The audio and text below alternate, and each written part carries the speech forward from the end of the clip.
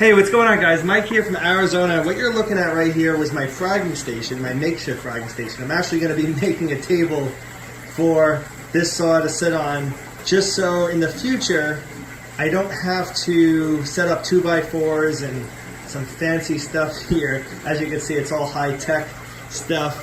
This here was my dipping container. See a bunch of junk in there.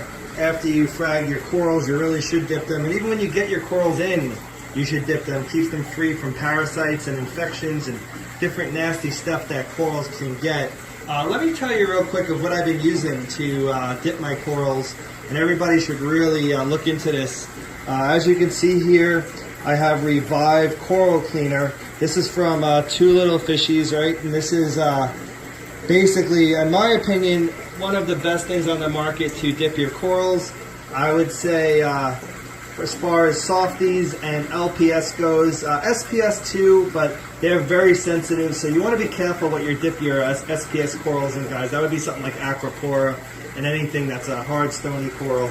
But really all I have in here technically is LPS and softies. Now I do want to say that the frags are done. They have, obviously several days to several weeks to heal, so they haven't even fully opened up yet. So I have right here all the Micromusa frags, Favia frags back there. I still have full colonies. Sorry about the glass, guys. I'm actually going to be doing maintenance on this tank today. This is actually one of my newer ones that came in. This is actually purple and green. Under this filter, it's coming out as brown and green. So I'll have to get better pictures of this one. This is a really nice Favia as well.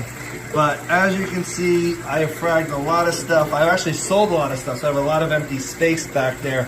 This tank is definitely getting maintenance. Actually, what I think I'm going to do is I think I'm going to replace the grating with new grating and dip this grating here in hydrogen peroxide to kill off the algae on there. So that's probably what I'm going to do to keep the algae down, because when you're feeding your corals, obviously your nutrient levels go up. However, I have a very, very good system going right now with the macroalgae is growing out of control. The protein skimmer is doing this job.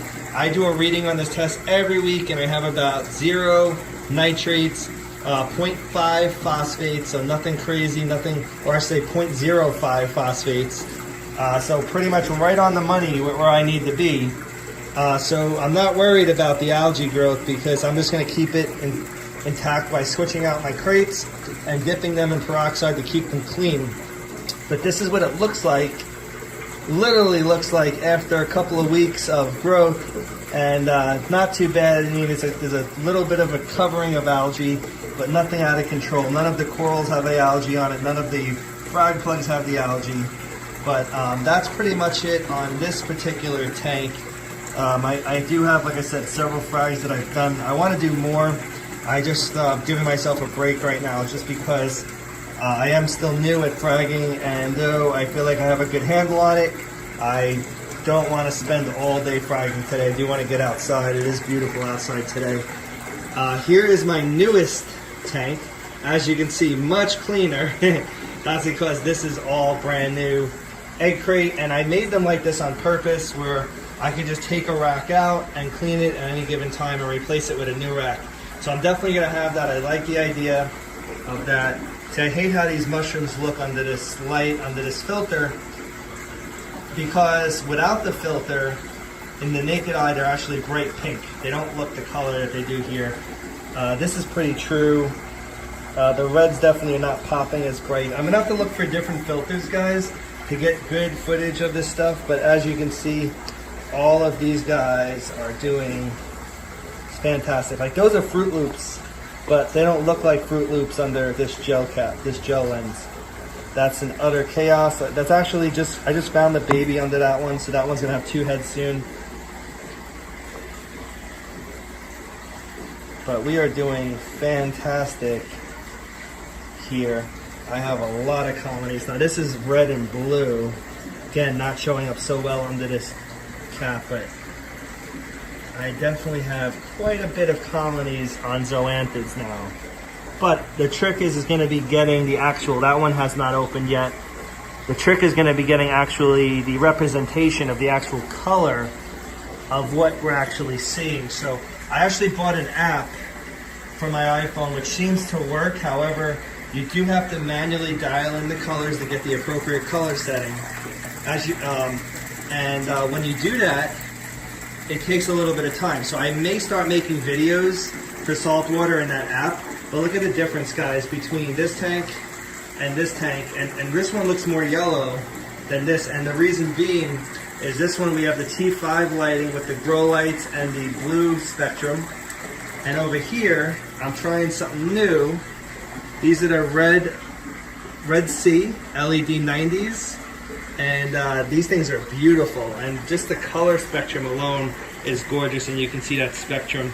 I'm really liking these. I'll tell you the only thing I do not like about them, and this is not the fault of Red Sea or whatever, this is technically my fault because they are very, very dependent on connectivity with the internet. And I don't get the best internet connection in this room.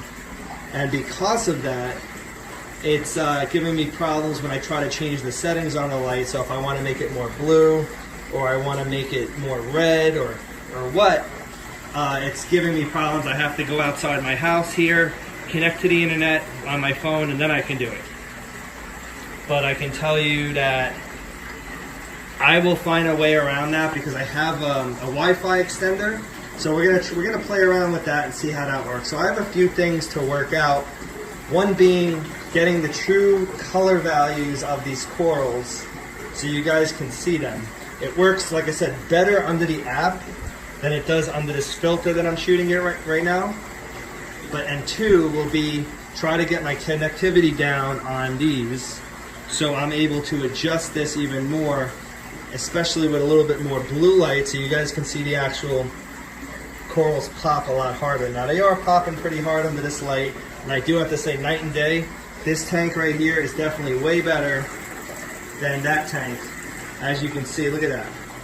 Crystal clear, looks yellow and foggy. Now that has nothing to do with the algae. I will give it that there is coralline algae on the glass which needs to be scraped. But they are running on the same system, same filter, same body of water. It's just the spectrum of lighting that's making the water look that much better.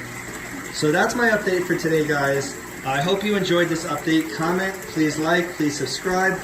Visit me at greenoasisfarms.com and bettaoasis.com. Talk to you soon.